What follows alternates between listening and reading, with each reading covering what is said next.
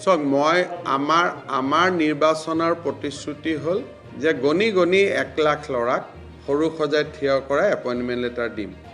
আৰু আমি দিয়া এপইণ্টমেণ্ট লেটাৰ দৰমহাও পাব আৰু চৰকাৰী সুবিধাও পাব গতিকে মোৰ অসমৰ ৰাইজক যেটো ইলেকশ্যনৰ সময়ত আমি প্ৰতিশ্ৰুতি দিছিলোঁ কোভিড নহলে হয়তো অহা মাহৰ পৰা এডভাৰটাইজ আৰম্ভ হৈ গ'লহেঁতেন গতিকে গণি মই 1 লাখ ল'ৰাক যাতে নিযুক্তি পত্ৰ দিব পাৰো তাৰ চেষ্টা থাকিব আৰু ভগৱানে কৰিলে সফলো হ'ম তাক মই বিশ্বাস কৰোঁ মাইক্ৰ ফাইনেন্সৰ লোনে হওক অৰুণোদয় হওক 1 লাখ ল'ৰাক চাকৰিয়ে হওক ডিলিমিটেশ্যনে হওক যিমান প্ৰতিশ্ৰুতি আমি নিৰ্বাচনৰ সময়ত দিছোঁ তাক আখৰে আখৰে পালন কৰা হ'ব আৰু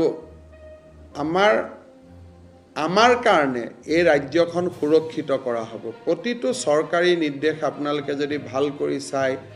প্ৰতিটো ট্ৰান্সফাৰ অৰ্ডাৰ প্ৰতিটো নিৰ্দেশ অলপ যদি আপোনালোকে ভিতৰৰ পৰা চাই